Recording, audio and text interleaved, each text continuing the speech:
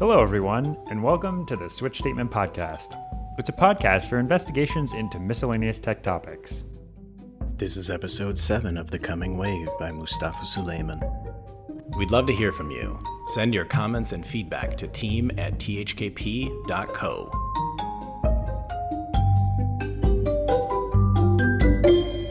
Hey, John.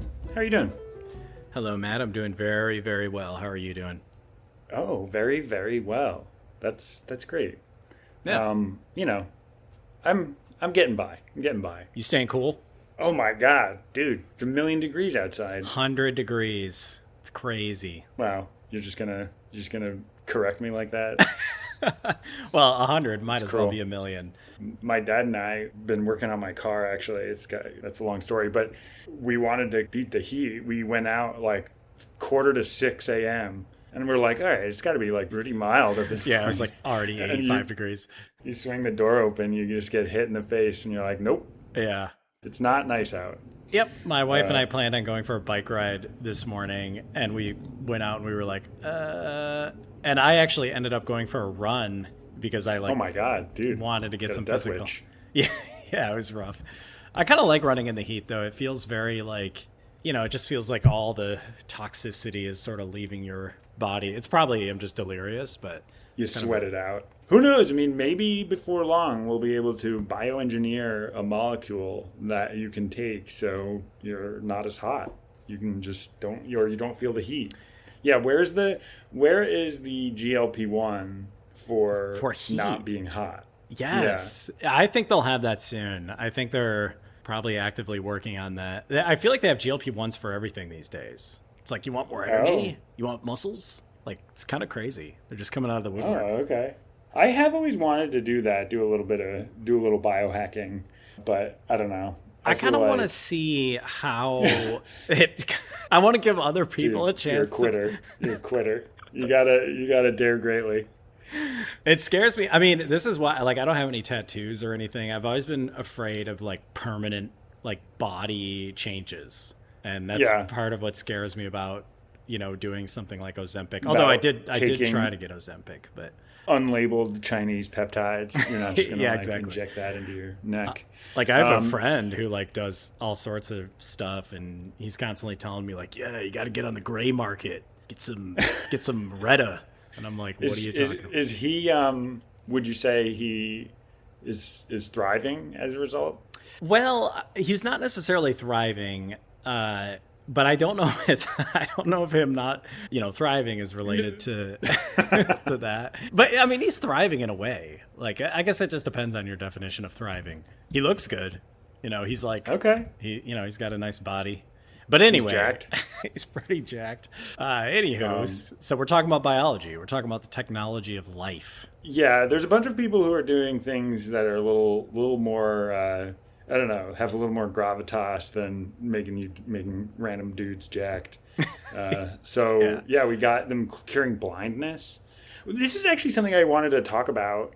It's like, you don't really think about it, but biology somehow was able to produce some substance like in your fucking head that is like jiggling whenever light hits it.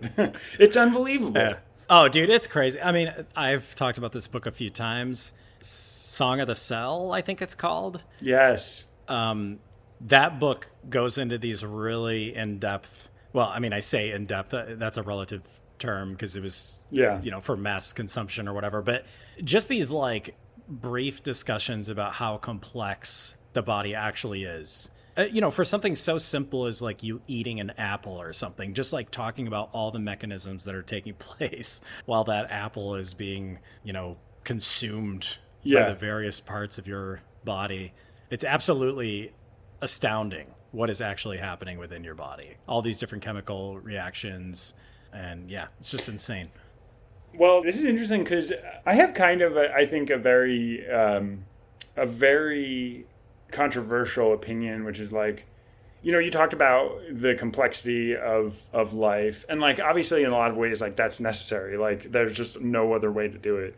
But like I'm really excited about, like there's like 17 different chain reactions that need to happen in order for like something to happen in your body. And it's like, can we get that down? Like, that sounds overcomplicated. Like, is there any way we can refactor that biological pathway? Like, dude, it's funny you call this out, because I feel like biology in a lot of ways is like the very definition of tech debt.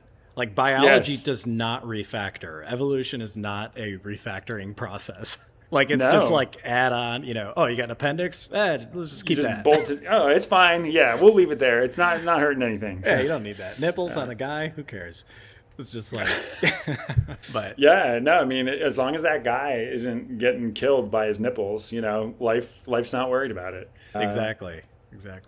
But yeah, so, I mean, you mentioned he discusses, there's a brief section of the book where he's talking about these diseases that are just getting cured. I mean, this guy's blindness getting cured. And it just so happened that at the time there was this headline about sickle cell being treated, the first time sickle cell was ever treated. And I don't think Mustafa mentioned this in the book, but I just thought it was interesting that, like, as I was reading this, there was also this, amazing headline. I mean, sickle cell is this like debilitating disease, been around for hundreds of years, and it's like, we just treated it. It's amazing. Yeah. Unbelievable. But he does start to go into like maybe and I guess this kind of dovetails with your peptides conversation. He goes into some of the like seedier underbelly where like, we might have to worry about athletes. Like, what are they taking? Well, and actually in a way, I don't think they had the like unrestricted games or like there's that like, oh yeah, that thing that was dedicated to like, you could just take whatever steroids. Or the enhanced games. Yeah, that did not go over well. But I guess Mustafa Suleiman couldn't predict that humanity was going to really lean into gene doping. Yeah, I mean, I'll be honest, like, conceptually, I'm interested in that. Like, I mean, I don't want people to like destroy their bodies or whatever, but it is interesting to me. It's like, if you just allow someone to take whatever drugs, like, what is the pinnacle of, human ability? Yeah. And that's ostensibly what that was supposed to be. But I guess they didn't even break any world records, right? Like, well, a lot of the people who won were natties. Like, they were just training for the Olympics anyway. So, and they just weren't even doping at all. Which, like, is that controversial? It's like, this guy didn't even take anything. Like, get him out of here. Yeah, that's kind of amazing. There's an anti-doping scandal. But did you see this part where they talked about the first gene-edited baby being? I don't know if you had this in your notes, but like there was this guy in China who went rogue essentially. Yes. Yeah, and he was like, all right, I'm just gonna edit the genes of these two babies, and like the whole community was like, bro, like, what are you doing? Like, you're not curing a disease. You did a shitty job, which feels a little bit like it's kind of the least important aspect of this whole thing. But this is the Lulu and Nana, born in 2018. I meant to look up, like, how are they doing? How are Lulu and Nana? They're 8 years old at this point, right? So yeah, I guess so. I guess they're still kicking about. Maybe they have like superpowers. They're probably flourishing. Yeah, are they like flying around yet or what? But yeah, I mean, this guy, he was basically ostracized from the scientific community. Like you said, he did this rogue. He didn't consult with the community. He didn't publish white papers beforehand or anything. He just sort of like went ahead and did it. Yeah. And so not necessarily the way that we want these things to be happening. A milestone nonetheless, I guess. It's interesting because I think back to what he was saying about technology not being able to be stopped. And this almost feels like a nuclear technology situation where, yes, the access to the component technologies is expanding every day. It's getting cheaper and what have you. But I don't know that we're going to have to worry about like backroom genetically modified babies for the foreseeable future. Maybe I'm wrong about that, but it feels like there is, like, society as a whole. It's difficult enough, and society has really like kind of spoken in terms of like, it's like, no, the shit is not okay. So like maybe, I don't know. Hopefully it's not something we need to worry about. I'd be inclined to agree with you, but I do think it's one of those things where there is a demand. It's like if you're about to have a child and your child is going to be genetically predisposed to having some disease, and some fringe doctor who's willing to perform some sort of procedure that's not necessarily sanctioned by the larger medical community. Like, as a parent, I feel like there's a tremendous demand or a tremendous desire to do something like that. So I think it's like, I agree with you that this is sort of like a very difficult technology to even unlock. And the only people who really have access to it are like, they're doctors. They're like these medical professionals who aren't going to just throw away their whole career to like do some random gene editing. But aside from what's his, I don't even know if he's named. Yeah, I didn't write his name down. The scientist. I don't think they say it in the book. But I think where it differs from nuclear is that there is a demand for it. Like, even within individuals in society, there's this demand, which I think is kind of missing for nukes. It's like the only people who demand nukes are like heads of state or like terrorists or whatever.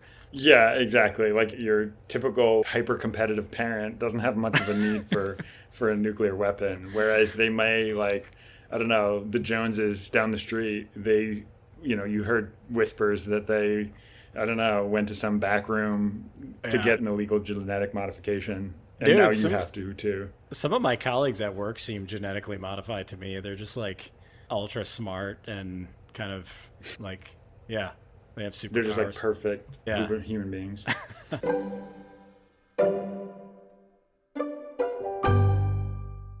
A little factoid that I kind of loved. DNA is the most efficient storage mechanism we know of. Yes. All of the world's data could be stored in 1 kilogram of DNA.